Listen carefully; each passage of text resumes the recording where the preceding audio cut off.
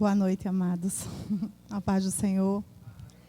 É muito bom estar aqui com vocês. Eu quero agradecer, fazer os meus agradecimentos.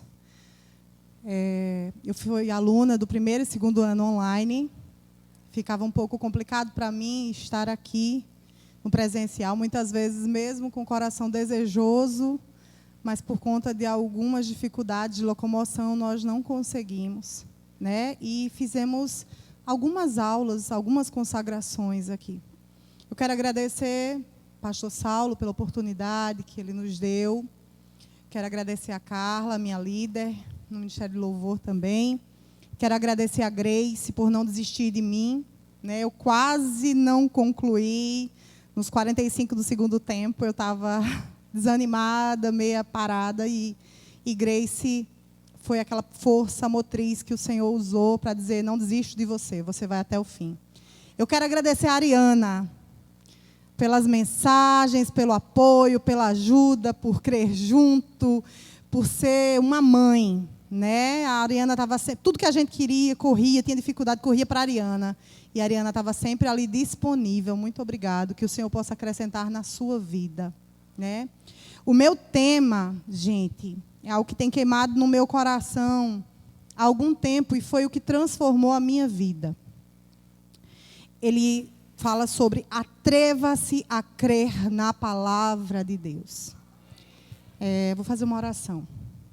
Pai, eu quero te render graças nessa noite pela tua bondade, pelo teu infinito amor. Pai, obrigado, porque graças ao teu Filho Jesus, ao Santo Jesus, nós hoje podemos estar aqui sem culpa, como justiça de Deus. Nós podemos viver uma vida de santidade, de integridade na tua palavra. Nós podemos, Pai, temos a certeza de que quando nós oramos em nome de Jesus, o Senhor nos ouve. Nós queremos enaltecer o teu nome, Jesus. Queremos render graças, Pai, pela presença do Espírito Santo. Oh, Espírito Santo, muito obrigado por ser nosso amigo e ajudador. Reverenciamos a tua presença. Muito obrigado, Pai, em nome de Jesus. Então, amados, esse texto, ele tem como base Hebreus 10, do 35 ao 39. Eu gostaria que você abrisse comigo, tá certo?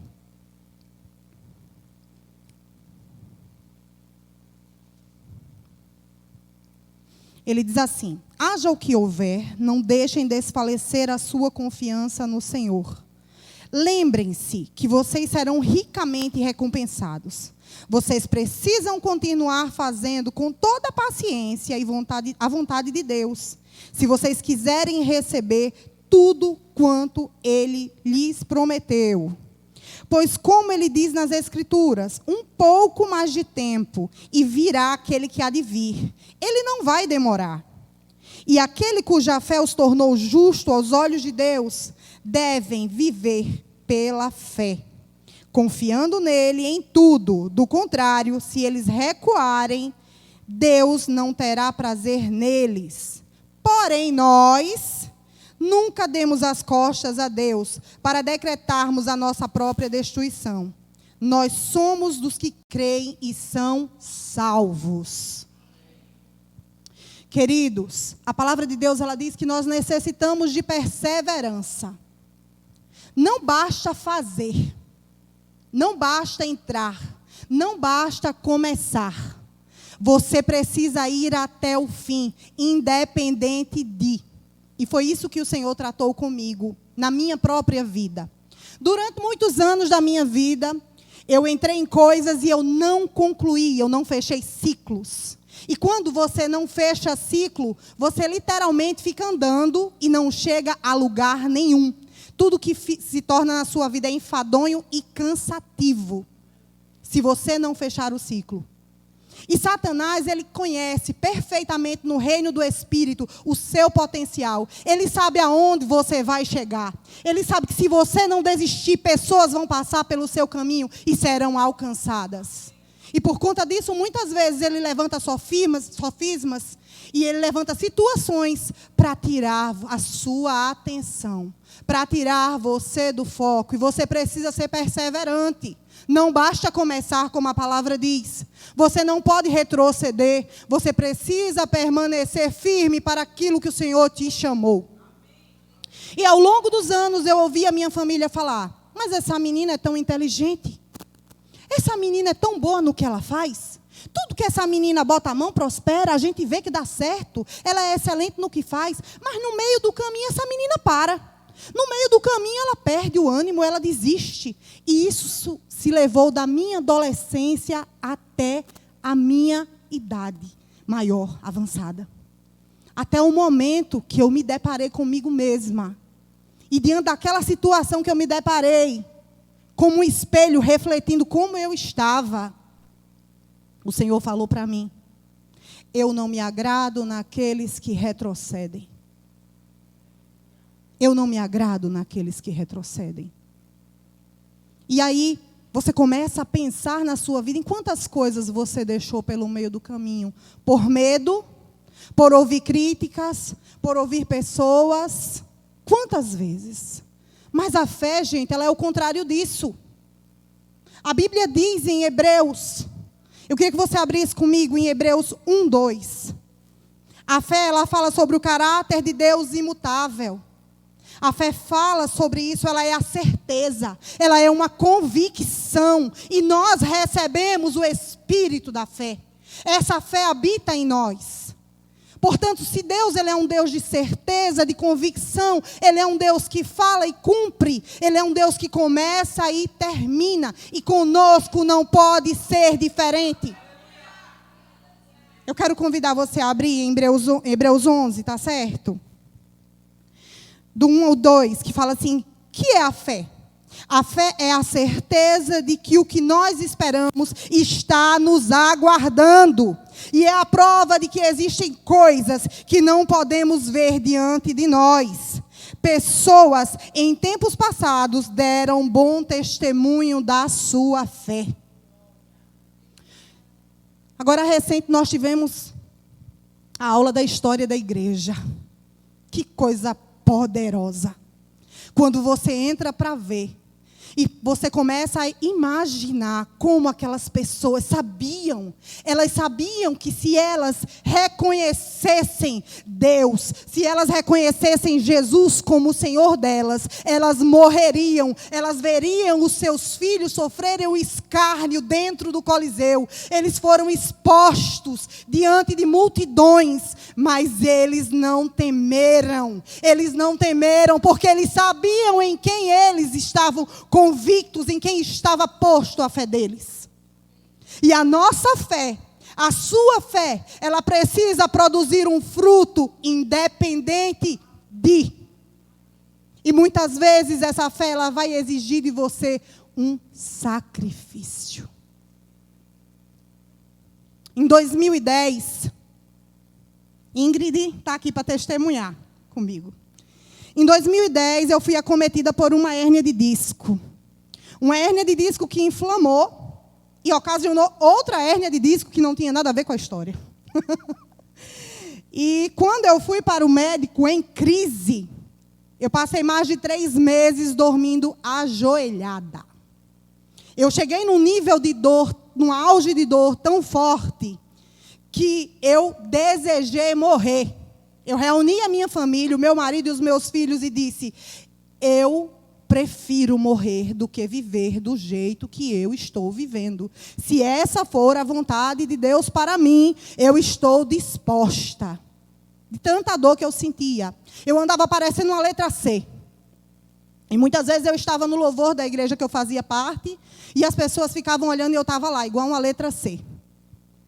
Curvada, porque a minha coluna mudou de posição para não sentir o impacto da dor. E um dia eu em casa orando, e aquele espírito me oprimindo, e Satanás dizia: eu vou matar você.